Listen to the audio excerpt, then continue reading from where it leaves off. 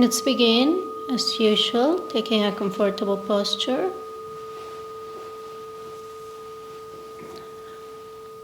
with the main points. Body relaxed, spine straight, the muscles of the face relaxed.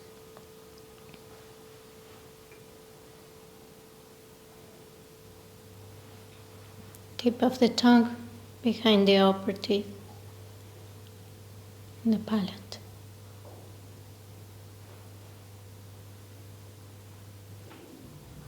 Take a few deep breaths, relaxing with each out breath, releasing any points of tension you find throughout your body.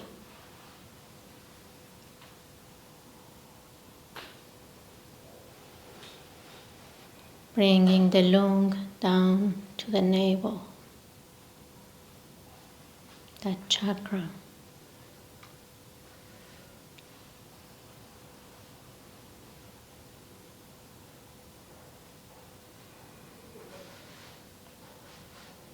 Let your body settle in stillness. Let your mind come to rest in the present. Do not control your breathing, do not modify it.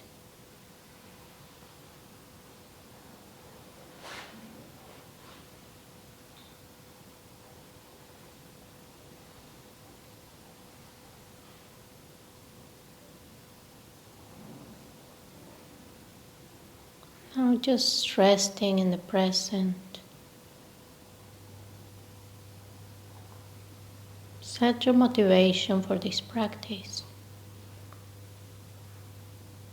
Make it as meaningful as possible.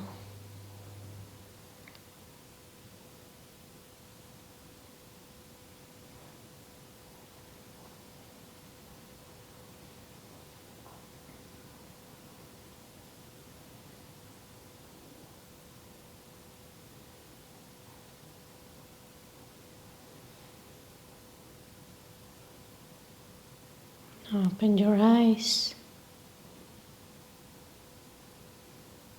with the eyelids completely relaxed.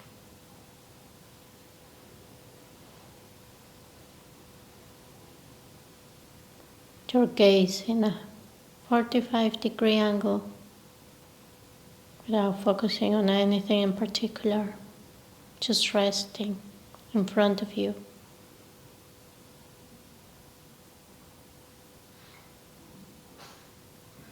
Let's pose this question. Where is the observer? And invert awareness upon itself. Just rest there.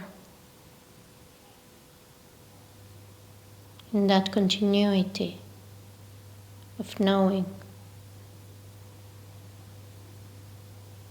Aware of being aware.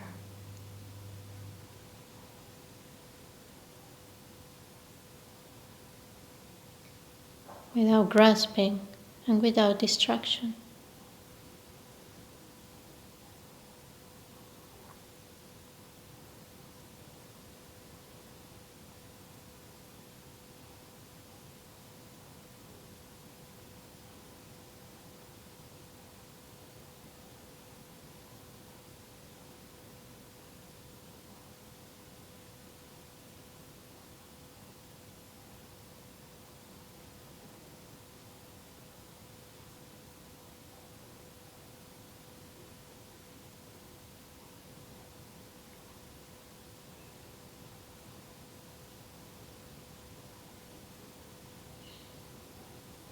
Increase vividness by focusing on the experiencer.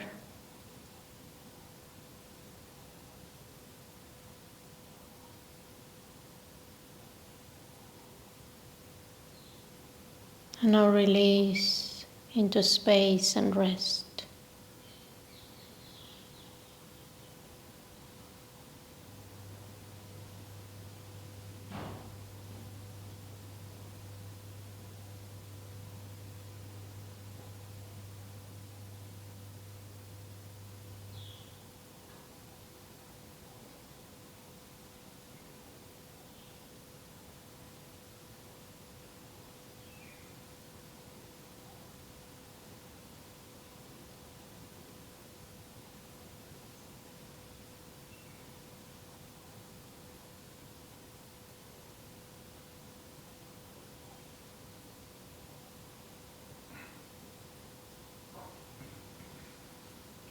Continue that oscillation at your own rhythm,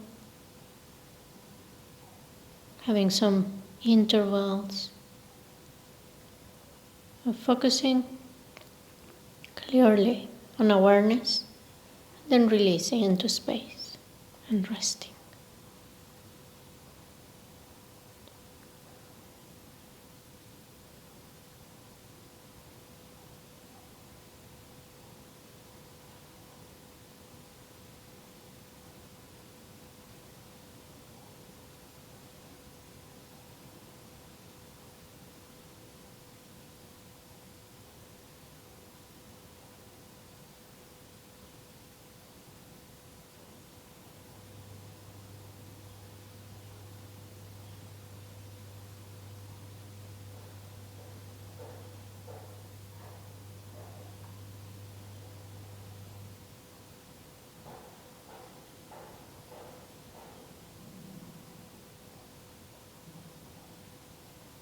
If you get distracted by a thought or a sound or any perception, just ask yourself, who is the listener? Who is the one thinking? And recognize awareness.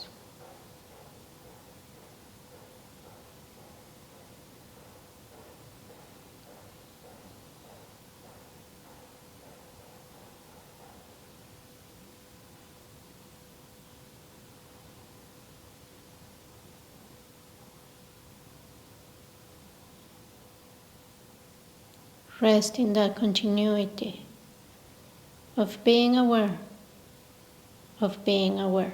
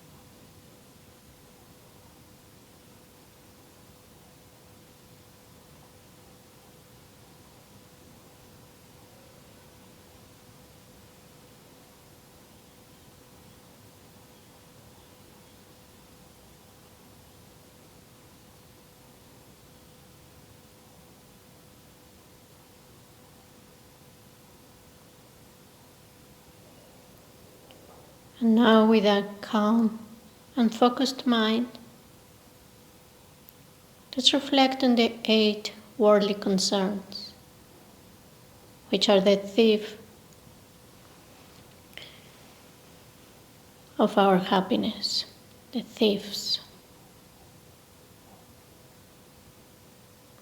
of our happiness. They are the main distractions to practicing Dharma and transforming our minds.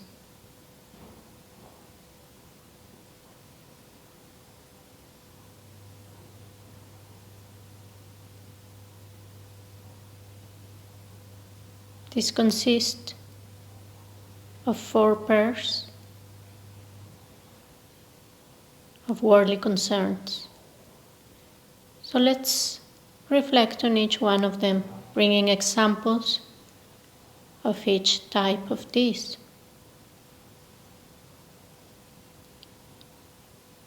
Each pair has an attachment and a type of aversion.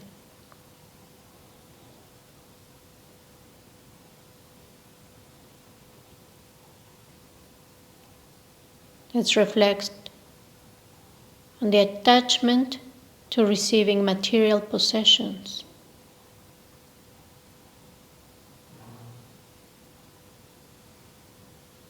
Bring to mind examples of your life when you felt that you were attached to these material things, whether you desired them or you had them and had to protect them.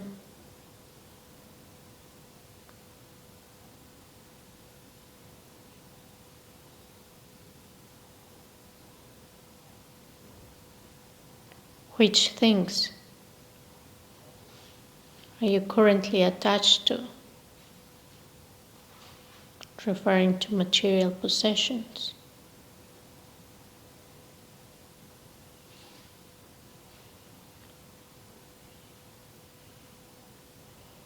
And we also have aversion to not receiving them or to being separated from them.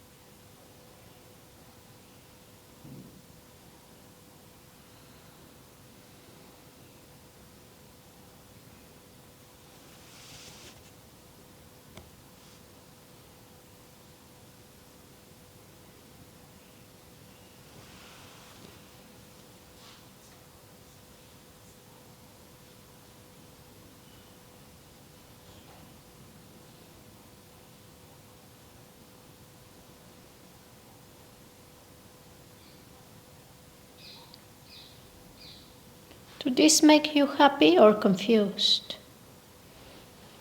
Do they help you grow? Or do they keep you in prison?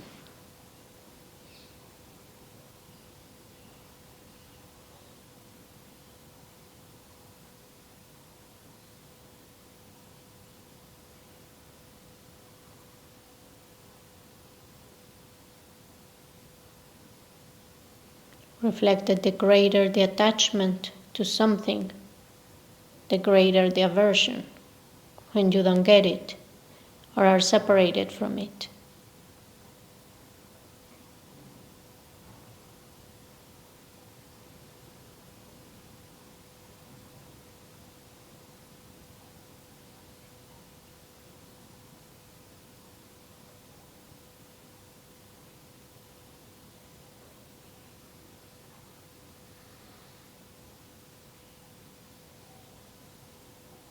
What are some antidotes to the attachment of material possessions? What are some antidotes that you could apply?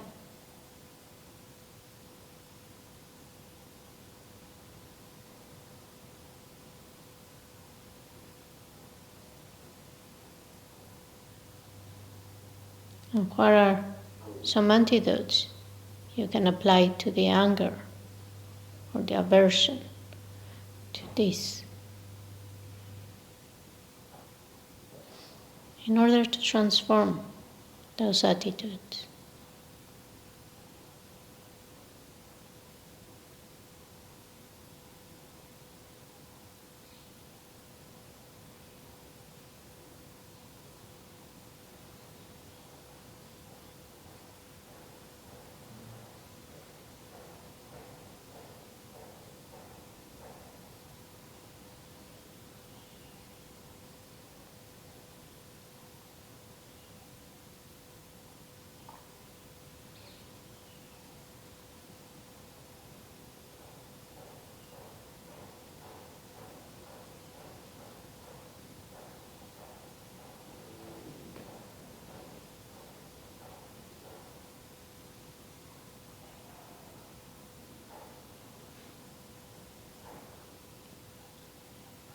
The second pair is the attachment to praise or approval, and the aversion to blame or receiving disapproval. Bring examples of your life when you felt attached, when someone praised you or approved you, and when you experience aversion, when you were blamed or disapproved.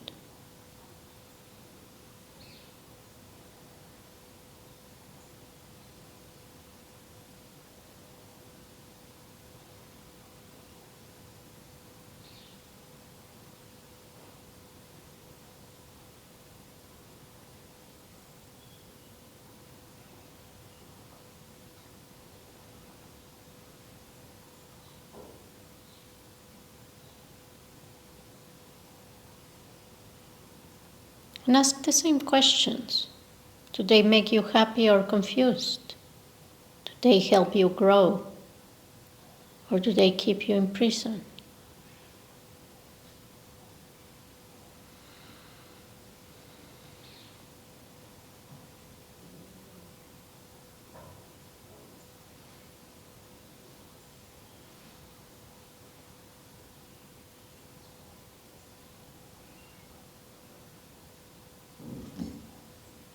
The bigger your attachment to approval, the bigger the aversion to be blamed.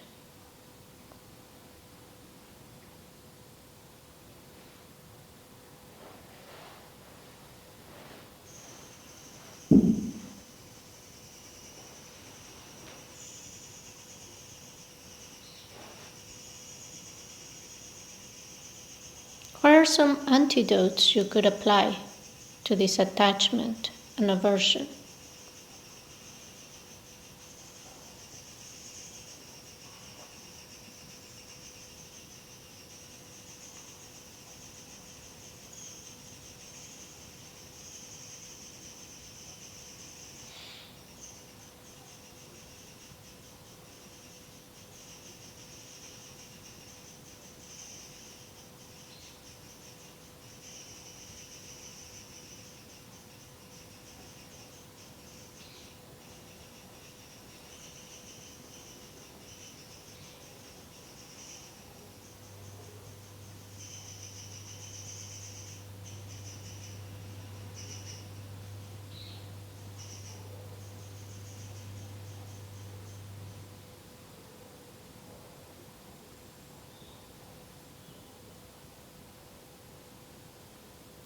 The third pair is attachment to a good reputation,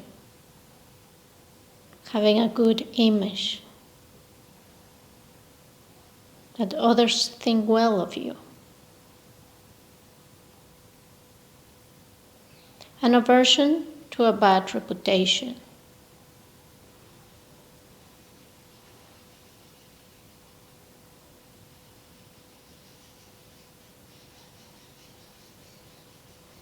Think of examples where you put your energy to get a good reputation and the attachment you get to this pursuit. And examples of when you felt aversion to a bad reputation.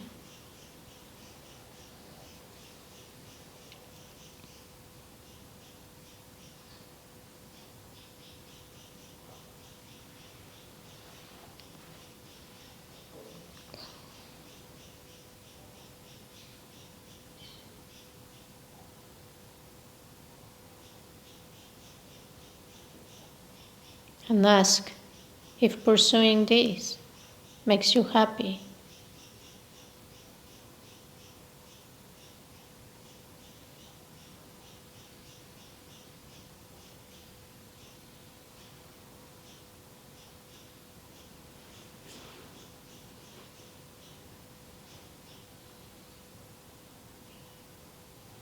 What are some antidotes you could apply when the attachment to good reputation arises, and when the aversion to a bad reputation arises or is experienced?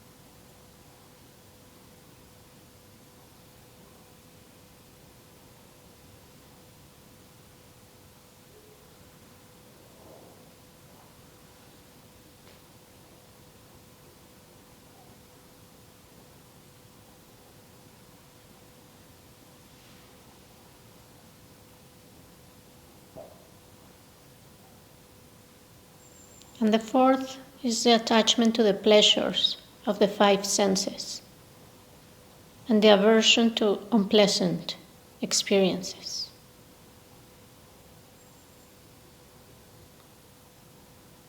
Bring examples of how you desire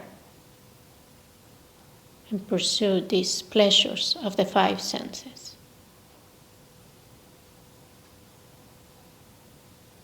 With attachment.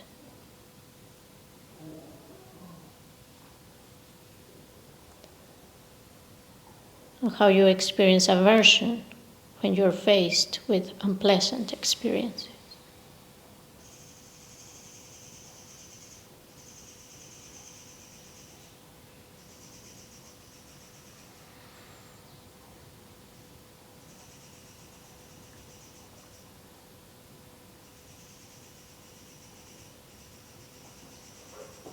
Is this attachment and aversion helping you be happier or confused and suffering? Do they help you grow or do they keep you in a prison?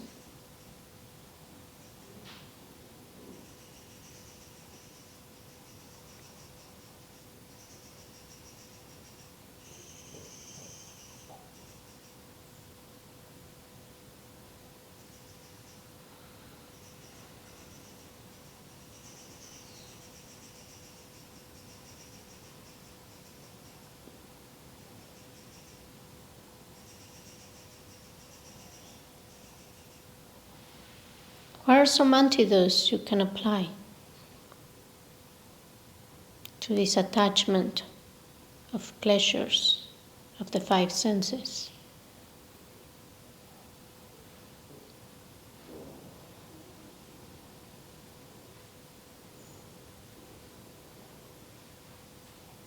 And what are some antidotes you could apply to the aversion of the unpleasant experiences?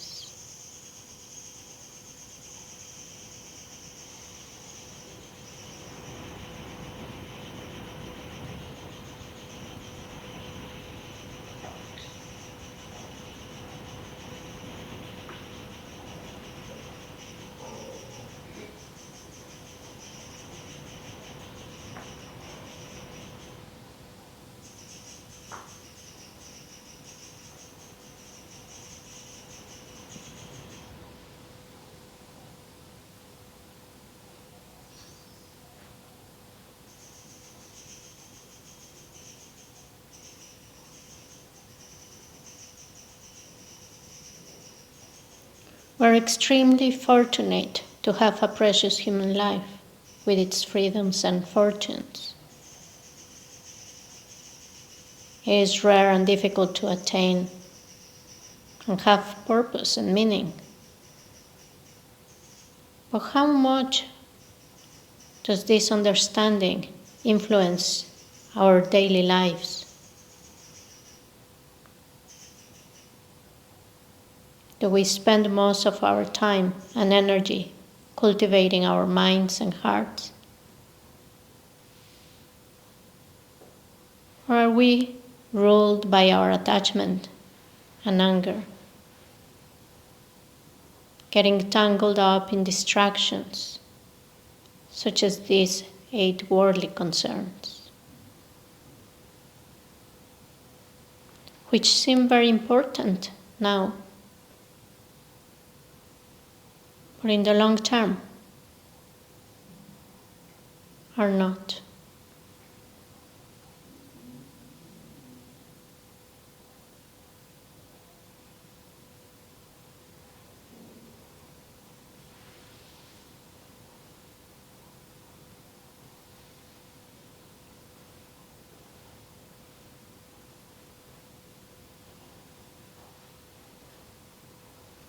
Feel that you don't want to continue living your life on automatic, and that you want to change the attitudes that cause you to have problems.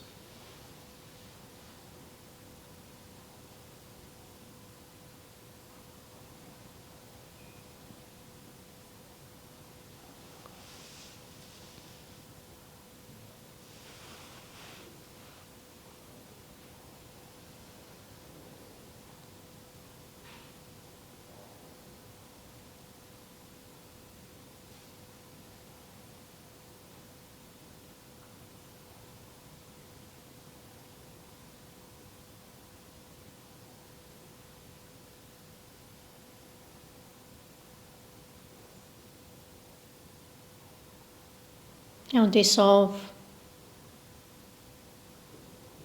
the visualization, analysis, thoughts.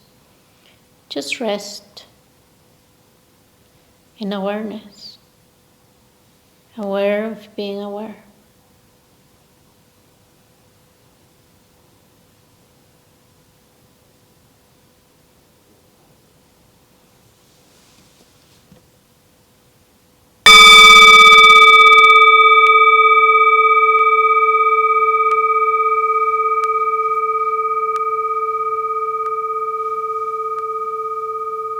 Let's finish dedicating this practice so we can continue gaining insight into how we live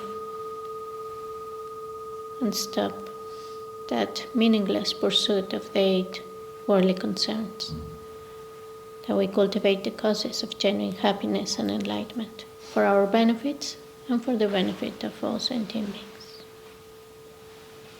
And stretch a little bit, come back. Open your eyes.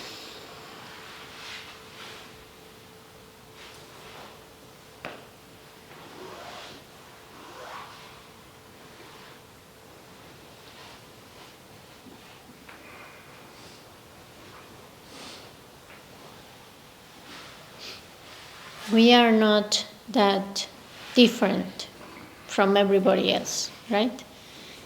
We have 4 main attachments.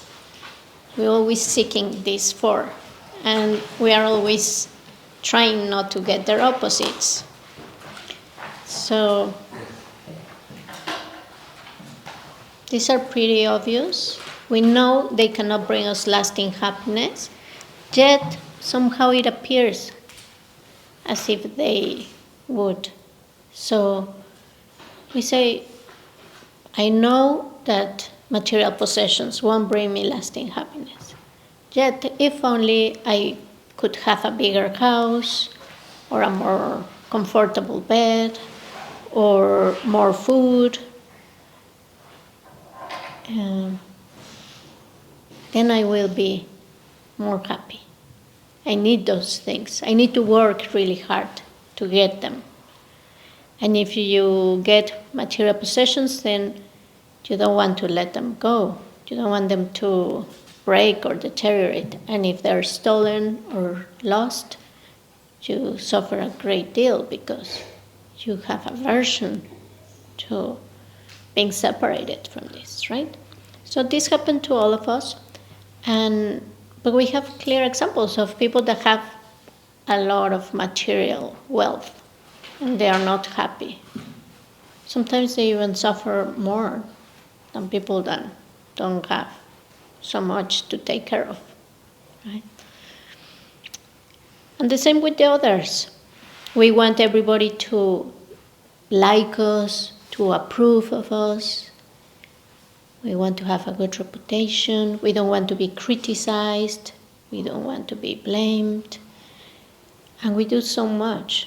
But we can never make everybody like us and praise us. There's always someone that is going to reject us or criticize us or not approve of our decisions, our life, our behavior. And so we're going to suffer if we bet all our hopes on these things. Because even if we get them for a moment, then nothing guaranteed that we will be able to keep them. We can lose them the next moment. Right? And the same with the pleasures of the 5 senses. The rejection to the unpleasant experiences. So we say, I don't have attachment, but I can't tolerate the noise that my neighbor makes. These sounds, or this place smells terrible, or all kinds of rejections to these unpleasant experiences of the senses. We want to see beautiful things, beautiful forms and shapes, and we want to experience nice sounds and nice sensations. But if we see our bodies, the tactile field is most of the time we're experiencing some kind of discomfort or pain. Like it's rare that you have a whole day where your body feels completely blissful and without any discomfort, right? So we sit in meditation and we are moving because there's so much discomfort. Of course, there are situations where the pain is so much we need to take care of ourselves, right, of our bodies. But sometimes it's just attachment or aversion and not being able to be at peace with whatever is we are experiencing. So we put all our hopes here and we put our attention in getting this instead of in understanding what are the true causes of happiness and cultivating them. So I think it's pretty obvious all these meditations on loving kindness, compassion, empathetic joy, equanimity are going to help us start releasing these attachments, these aversions, and start directing our minds. The 4 thoughts that turn the mind, they're going to help us have meaningful motivations and direct our mind to what is really important in order to find true happiness, right? So every time we experience attachment, we can ask ourselves, am I attached or reject one of these pairs of 8 worldly concerns? And analyze, see your behavior. The first step is to recognize that is there. So that's why in the meditation, we bring examples from our life and we reflect on them and we say, okay, I accept I'm attached to this. How can I let go? How can I release that grip, that hold, that grasping? And start practicing and start gaining some awareness that we are doing this. Because if there's no awareness, then we're just in that automatic pursuit, right? And it's difficult because everything around us, the whole society is based on this pursuit of the 8 world concerns. And we are bombarded continuously with this information, this advertising, that if you only get this thing or that other thing, you're going to experience so much joy and happiness and everybody's going to love you. They put you these advertisings where you buy a car or a Coca-Cola and then you have lots of loving friends around you and you have a beautiful place and you're so happy. And then our minds are deceived.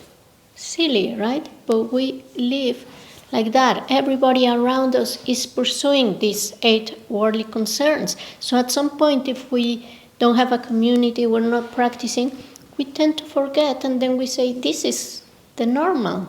We should be like them. We should be pursuing these things, right? But if we take a panoramic view of our society, our species, what they have done in the world, where are we now? It's incredible because we have countries where people are killing each other still in this century. We have people dying every day, thousands of people dying of hunger. We have so much suffering in the world that could be avoided. We have enough for everyone. Yet we have this craving that we want to accumulate, we get attached, and we haven't solved these problems of humanity. But we have Amazon, we can buy online with one click. You can buy all the material things you want and they're delivered the next day on your door, right? And then we have great technology. We have these robots sent to Mars and the moon And we even have a space station circulating the Earth. But the Earth is at the edge of collapse, right? Because we used all the resources. So if you think as a humanity, where these pursuits of the 8 concerns have led us, it's not to a society that is happier and to more inner well-being, right? So if we don't reflect on this again and again, we're part of the problem. We're contributing to it, and we're not solving our suffering or the suffering of others. So what's the point? What's the point of all this pursuit if we just get disappointed again and again because these things do not fulfill us? And we have examples of people in our society which have achieved the best you can achieve in these 8 worldly concerns, and they're still dissatisfied. They're not happy. They have wealth, they have reputation, they have all the pleasures they can have. They have all these concerns, but if their minds are not balanced, they are depressed, they become addicted to drugs or different things, and some of them even commit suicide because they feel so lonely, so sad, so much suffering they're experiencing, right? So it's not like we don't have examples, it's that we are not reflecting on it and learning those lessons, right? Yet we have people that have or not have material wealth or possessions, or they have or not have reputation, but they're not basing their happiness and their existence on this, and they're doing good in the world. They're dedicated to serving, to bring everything they can to alleviate the suffering, to make happy others, and those are the people in our society that we admire and that we see that they have a peace of mind. Maybe they have a lot of this sadness that we were talking, because they see there's so much suffering they cannot alleviate, right? But yet they have some peaceful mind, and they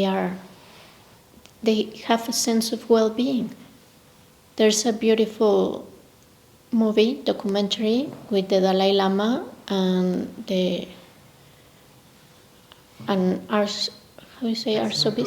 Archbishop Desmond Tutu, Archbishop, you say? Archbishop Desmond Tutu. And he's from South Africa. He passed away recently. But it's called Joy, something like that. The Book of Joy. The what? The Book of Joy. The Book of Joy. Yeah, something. The movie is called Mission Joy. Mission Joy. And it's beautiful because you see these 2 great beings that were spiritual leaders, political leaders. They were involved in big movements, and so many people look at them for help, for guidance, and so they had huge responsibilities, and they've done the best they can to help others. And when they talk about the sufferings of people, they just start crying out of compassion, right? But yet at the same time, they have a joy like childlike. They were laughing all the time and playing, and you can see the relationship of these 2 minds that are full of compassion and loving kindness for others. So we have examples of people who have cultivated their minds and have made their practice of compassion and loving kindness the main core of their existence. The Dalai Lama says that the meaning of life, our purpose in life, is to be happy. and to try the best we can to help others be happy too, right? So why are we just focused on these worldly concerns? In order to stop that attachment and aversion we have to meditate. We can read a lot of books, we can have discussions.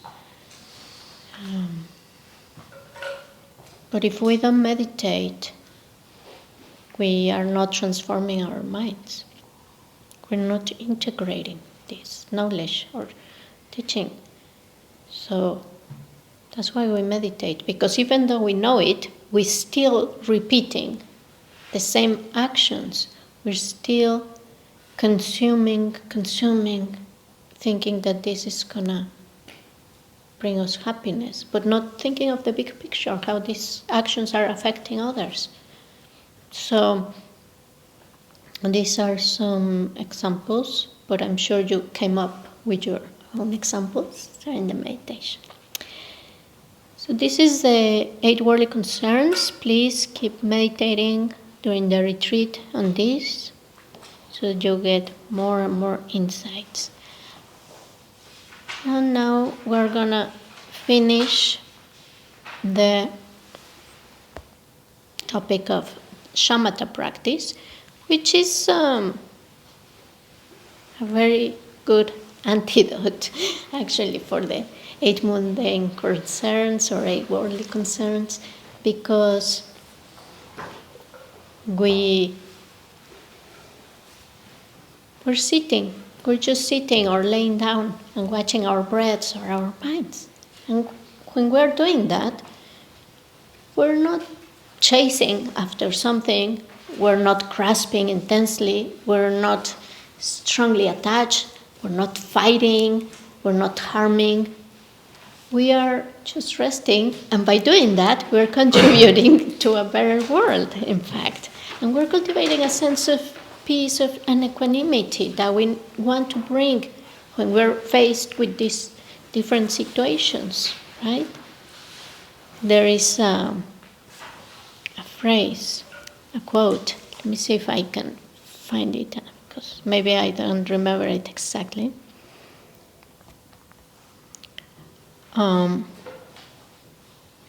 Okay, it says,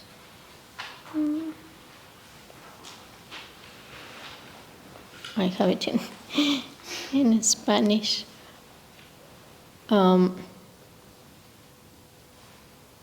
See if I can find it in English. But I will translate it, because I don't think I have it here in the proximate. Maybe here.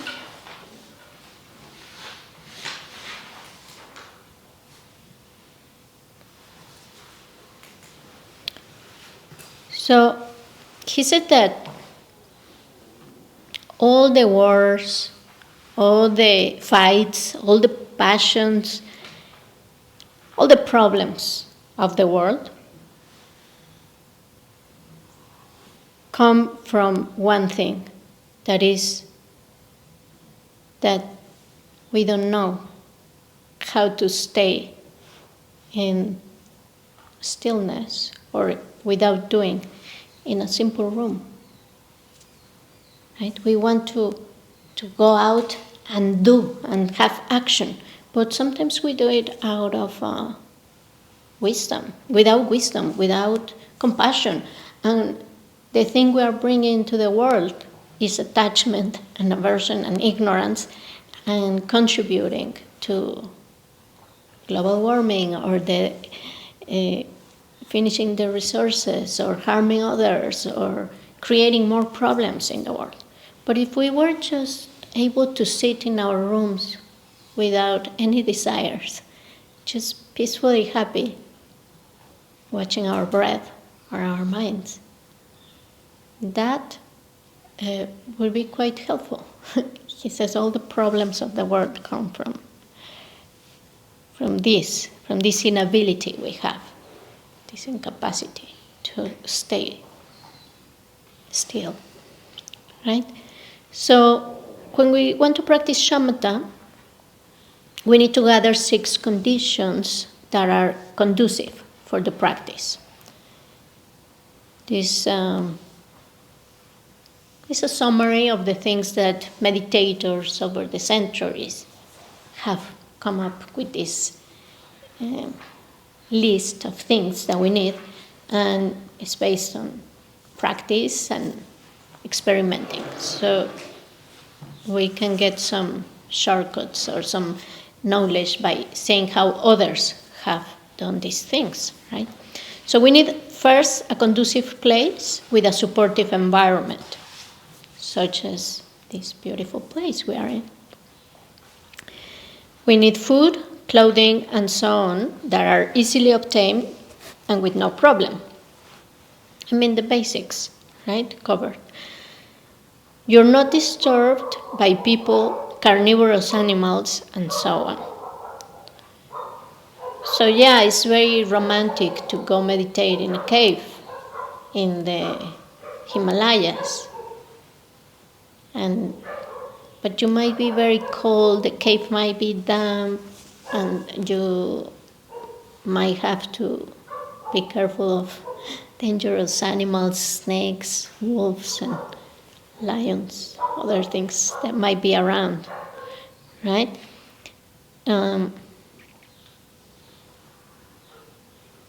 The location is pleasant, that is, it's not inhabited by enemies.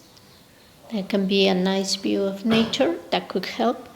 The land is good, that is, it does not make you ill. You have good companions. Their ethical discipline and views are similar to your own.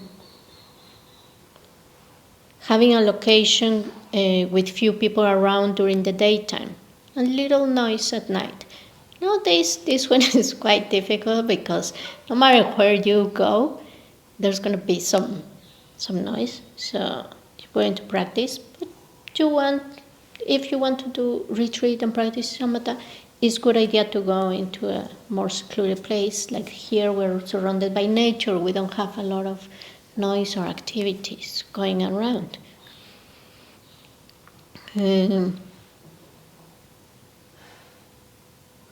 The items required for a happy bonding with the practice, namely having the full teachings and instructions for the practice and having thought about and understood them beforehand, so that we are free of questions and doubts.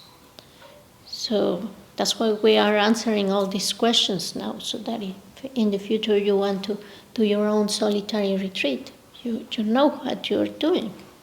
You know how to do the practices. Right? The next is little attachment to people, friends, and loved ones, to food, clothing, to our own bodies, to affection, comfort, praise, blame, sleep, and so on. So, yeah, if we have strong attachment to these 8 worldly concerns, it's very difficult to go into retreat and practice and be in that room without stimulation, just watching your breath hour after hour, or watching your thoughts, right? If those thoughts are full of attachment and grasping, they're going to be carrying you away and taking you to think maybe you should go pursue these things. The next one is contentment. Contentment with the food, the clothing, the weather conditions, and so on that we have. So, as long as we're in samsara, they're never going to be perfect, these conditions. So, there's a mistake also to think, oh, the conditions are not good here. I should move to another place. Because you're going to arrive and the conditions are not going to be perfect either. So, be aware of that. So having contentment, acceptance. Yeah, you need the basics and the most comfortable you can, that's okay. But also acceptance, contentment. Then having few activities, not having many distracting activities such as carrying out business and other worldly affairs, gardening, elaborate cooking, chatting with fellow practitioners, speaking on the telephone, writing letters or email, and so on. This is a matter of balance, and there's retreats that are very, very strict, and it's a matter of noticing what happens on your mind. If you start talking, then you sit on a Shamatha session and your mind is thinking about that talk you had, or is discursive, it's just more active, right? And when you're in a retreat in silence, that contributes to practice. Dispensing with ideation involving desire and obsessive thoughts about what we usually consider desirable to do, such as watching television or movies or looking at the internet, listening to music, reading novels, science fiction, entertainment. So, again, sometimes maybe reading some Dharma books can help, something that motivates the practice. But we want as little mental conceptual activity in order to help our practice have continuity if we're in a retreat trying to focus on shamatha practice. And pure ethical discipline. Of course, if you are harming others and acting out of ill will and all that, your mind is going to be restless. It's not going to be able to settle. Then we have what is called the 5 oscurations or the 5 hindrances. This is a set of 5 mental factors that prevent the attainment of the 3 higher trainings: the ethical discipline, the practice of concentration, and the practice of wisdom or discerning awareness, right? Discriminating awareness, also called. So these are 5 oscurations, sensual desires of the senses, right? And the antidote to this is to think about impermanence. So impermanence, remember, one of the 4 thoughts that turn the mind towards liberation. It's very important. It's one of the 3 marks or characteristics of existence. You have to reflect on impermanence again and again. And it's the antidote, because if you are in your meditation and a lot of desire of the senses arise, you start meditating, well, these things are impermanent, and you start reflecting about your own impermanence. That kind of makes that desire less interesting. The next one is ill will, angry, and unkind, destructive thoughts to others or about yourself. So these are one of the 5 oscurations that can arise in your meditation or in your practice at any different moments, right? And the antidote is to practice compassion. The next one is apathy and laziness. Apathy makes it difficult for you to have interest, and the second makes you lethargic and sleepy. And they both make it very hard for us to practice. So the antidote is to put water in our face. It's this laxity, it's this spacing out. So put cold water on your face, do something, have a break, take a cup of tea, go for a walk, but try to become more alert, more interested. And then the next one is anxiousness, and this restlessness, agitation. It's being tense and irritable, worried, not able to concentrate on anything for any length of time. This is because you're not in the present moment. Your thoughts are either in the past or in the future. So a quick antidote when you see a lot of anxiousness and restlessness, is to take 3 deep breaths, or bring the lung down, relaxation. Okay, so that's why we do a lot of relaxation practices, because nowadays many of us suffer for a lot of anxiety, agitation, restlessness. And the 5th is doubt, this lack of confidence. This being thinking, I'm not doing correctly the practice. I must be missing a crucial instruction. I'm not good at meditating. I'm a terrible practitioner. So that is paralyzing. It doesn't let you continue. Right? It doesn't benefit us. And the antidote is to ask questions, read books. If you're just asked to believe whatever the teachers tell you, and you don't question anything, and you don't get that interest to solve your doubts, your questions, then this can be holding you back and not let you practice. So, yeah, maybe we don't have all the answers, right? Start where you are, start practicing, and trust yourself. Trust that you can do this. It's not that difficult to practice. It's just keeping that discipline and continuity. Yeah.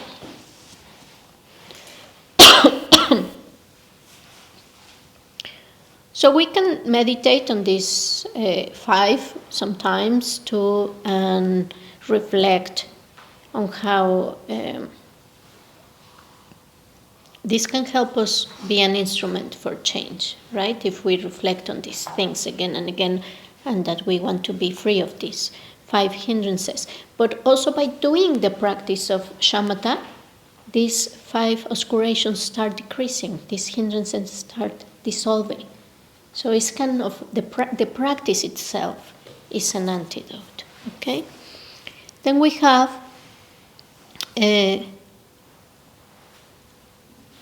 the 5 faults and the 8 antidotes in the practice of shamatha. So the first of these faults is laziness, and there are 3 types of laziness. And this is putting our meditation off until later, because we are lazy. We don't want to meditate. We feel like we see the cushion and we say, maybe later.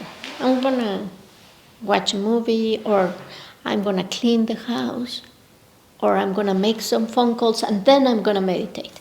But it's just laziness. Another kind of laziness is clinging to negative or trivial activities, such as gambling, drinking, going with friends who are bad influence on us, going to parties, and so on.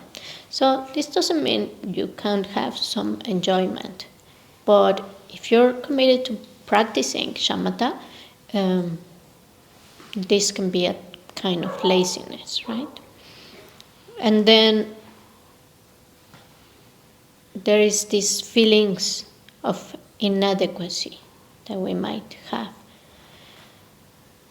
All these are kinds of laziness, and the antidotes are to have confidence and belief in the advantages of practicing shamatha, the aspiration, this conscious intention to concentrate, and we do these aspirations on every session or every morning so that we get that confidence and aspiration. Then perseverance, and this is to make that enthusiastic effort to continue on the practice, and pliancy or flexibility, also called responsiveness, and is simply to apply ourselves to the practice. So that's the first of the 5 faults, and some of their antidotes, 3 antidotes. Then we have the second fault is forgetting the instructions or losing the object of focus. And the antidote is mindfulness, of course. It's remembering to keep in mind the object of meditation and bringing your mind back to it, right? To lure your attention to the object. The third of these faults is excitement and laxity, both these extremes of distraction or dullness, laxity, right? And the antidote is introspective awareness. This introspection we talked about that is kind of intermittent. We're not using it all the time. And it's this alertness to be checking, monitoring what's going on in our bodies and minds, right? And then the fourth is the non-application of the antidote. So you are distracted, and you know you are distracted. You know you have to come back to the breath you're supposed to do. But you say, I'm just going to stay a little longer in this distraction, fantasizing or feeding my thoughts, right? So you don't do anything. You're not applying the antidote. Or you are starting to fall asleep, and you just stay there because it's kind of comfortably, and just start even rotating your body, right? But this, as soon as you see that there's a little bit of laxity, you have to apply all the antidote to awake, refocus, right? And if you find yourself distracted, immediately release the distraction, come back and relax. And the fifth is over-application of the antidote. So it's no longer necessary. You're focused, you're present. Maybe you have some coarse laxity or coarse excitation, but you're there, you're doing the practice. And then you keep applying the antidote. Oh, maybe I should increase the vividness. Maybe I should relax more. Maybe I should wash my face. Maybe I need to apply another antidote. And then you don't practice because you're just over-applying the antidote. So the antidote to over-application of the antidote is equanimity. It's just relaxing. It's knowing, just rest. Just don't push too hard. Okay? We tend to do that too. Just be on the flow. You don't have to be with that introspection like a police, like my body, my posture. Oh, my mind, is it too sleepy? Because then you don't enjoy the practice either. So Atisha again, this great master that wrote the lamp for the path to enlightenment, from which the lamp rim was a commentary. He has this quote from this text of the lamp to the path of enlightenment regarding shamatha. He said, as long as the conditions for shamatha are incomplete, samadhi will not be accomplished, even if you meditate diligently for 1,000 years. When a contemplative has achieved shamatha, extrasensory perception will also be realized. But if one does not cultivate the perfection of wisdom, one's aspirations will not come to an end. So it's not enough just to do shamatha. We have to apply it to the practice of vipashyana. But first, we need to practice shamatha and bring all the conditions, right? So you might come to a beautiful place like this. You have all the conditions. You have a nice community of friends here. We're all meditating together, supporting each other with the silence, with the practice, meditating together. But there's one condition missing. You're not content. You're craving something that you left back home. You can't stop thinking about it. Or you're complaining because there are sounds of dogs outside and you can't meditate. Or it's too cold. So because you're grasping too strongly, then even if you have most of the conditions, you're missing some. So we have to train to bring all these conditions together, inner conditions. Can we leave it to the end? Let me just finish with this. So the achievement of shamatha. this 10th stage, or after the 9th has been fully completed, one experiences a sense of heaviness and numbness on the top of the head, which signals freedom from mental dysfunction and the achievement of mental pliancy and mental fitness. Vital energies that cause physical pliancy then course through the body. When those energies have pervasively coursed through all parts of the body, one is free from physical dysfunction, and physical pliancy arises, which is the remedy for physical dysfunction. Once this saturates the entire body, there is an experience as if one were filled with the power of this dynamic energy. When physical pliancy initially arises due to the power of the vital energies, a great sense of bliss arises in the body, and independence upon that extraordinary degree of bliss also arises in the mind. Once the rapturous pleasure of the mind has disappeared, the attention is sustained firmly upon the meditative object, and one achieves shamatha, that is free from the turbulence caused by great pleasure. So the body and the mind are balancing. And as we practice more and more, the shamatha is balancing not only your mind, but also your body is becoming more flexible, more adaptable, and the experience of bliss arises not only in the mind, but also in the body, right? So there is a moment of great bliss, and then it's more like an equanimity. Now the state effects of shamatha. Any thoughts that arise naturally subside without proliferating. That's when you have achieved shamatha. There is no sensory awareness of one's body or environment. One has a sense as if one's mind has become indivisible with space. One achieves a state of attention belonging to the dimension of the pure form. We said this is the desire realm, and with shamatha you gain access to the form realm, right? Threshold concentration in the first meditative stabilization. Physical pliancy, mental pliancy, and single-pointedness. One experiences mental bliss to such a degree that one does not wish to arise from meditation. Alan has a funny example about this. He says, imagine that you love chocolate cake or ice cream, imagine something you find delicious, right? But they would give you the choice. Do you want to eat chocolate cake or do you want to eat carrots? You probably want the chocolate cake, right? Because the carrots are kind of not too don't have too much flavor.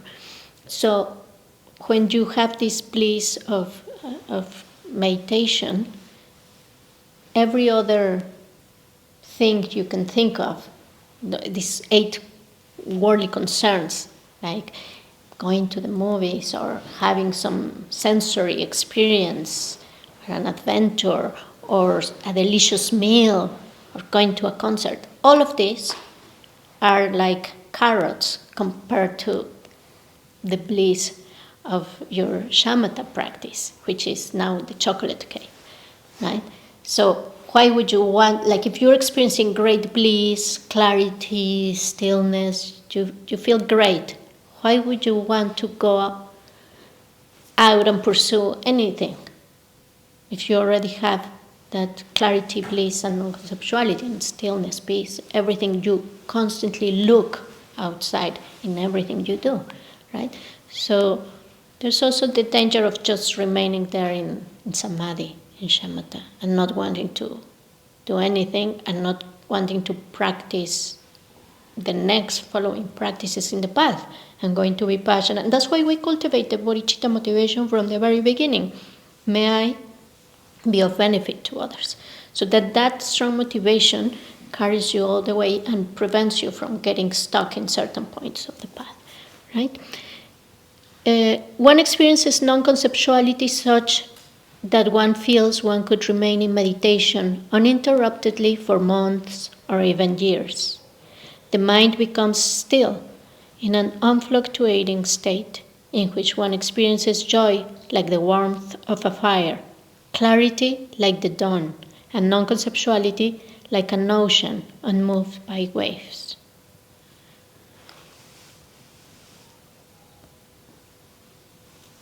The trait effects of shamatha. When arising from meditation, one has a sense, did I say that? No, it's similar. That the body has suddenly come into being. The occurrence of afflictive thoughts and emotions, such as hatred, is feeble and of brief duration. For the most part, the five oscurations, the ones we just discussed, do not arise. The sense of attentional clarity is so great that you feel that you could count the atoms of the pillars and the walls around you. Due to deep attentional stability, you feel as if your sleep was suffused with samadhi, and many pure dreams or dream appearances take place. Maybe we'll discuss more about the different types of dreams there. Okay? When the attention is settled inwardly, meditative equipoise and physical and mental pliancy are very swiftly. When you rise from meditative equipoise, you still possess some degree of physical and mental pliancy. Your attention is highly focused throughout all your daily activities.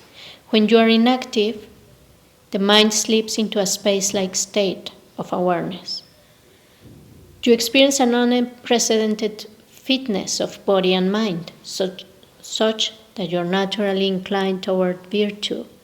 Due to bodily fitness, there is no feeling of physical heaviness or discomfort. The spine becomes straight like a golden pillar, and the body feels blissful, as if it were bathed with warm milk.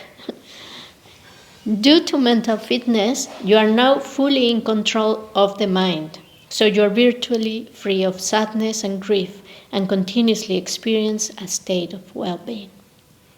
The fitness of the body and mind is coarse at first, but then becomes subtle, which is superior, for you are now perfectly prepared for a more advanced levels of contemplative training. Okay? And lastly, the achievement of shamatha is indispensable for the attaining of the following stages of vajrayana practice. The two stages of unsurpassed yoga tantra, the stage of generation and the stage of completion. So in Tantra, we have the stage of generation and the stage of completion. There are two stages of the tantric practice, where you visualize the sadhana, visualize yourself as a Buddha, recite the mantra, these practices, right? So in the Theravada tradition, it's indispensable to achieve shamatha and conjoin it with the shamatha. Right? In the Gelupa teachers, like Alan, who was mainly trained in the Gelupa, say that this achievement of shamatha is indispensable for Tantra and also for Mahamudra and Sokshen. Yet here, there's another of these contradictions we find. The teachers that are trained all their life in Sokshen and Mahamudra, lineage holders. To give you an example only, Sogni Rinpoche and Mingyur Rinpoche, they say that achievement of shamatha is not indispensable for the practice of Mahamudra and Sokshen. You need a good degree of stability and then kind of merge it with the practice of Sokshen or Mahamudra. It's kind of an integrated practice, right? There's some debate here, but they all agree in all the traditions, in all the schools, that we need to practice shamatha and that we need to gain certain degree of stability, good stability, right? So these are the main things, the main characteristics of the shamatha practice. We saw the levels, and now we know when we go into the world and people say they're meditating, they're only doing one kind of meditation, which is mindfulness of breathing or just this general open mindfulness, right? But without all this context, it's not a path of spiritual transformation. It's just another mundane pursuit, another worldly concern, right? That you think that if I only have that meditation retreat or that meditation app, I'm gonna be able to be happier. But if you don't have all the other meditations that are supporting this shamatha, or you don't have the shamatha for the other meditations, then you're missing a big part of the path. Okay? So let's leave the questions for tomorrow. I have to go now, but reflect on this. And it's good to listen to this to get motivated to practice, but also not getting that mentality of overachiever. Now I'm going stage 1, stage 2, I have to achieve shamatha in this retreat, because then you put too much pressure and you don't enjoy the practice. So the most important thing is to train every day and learn to find that peace of mind.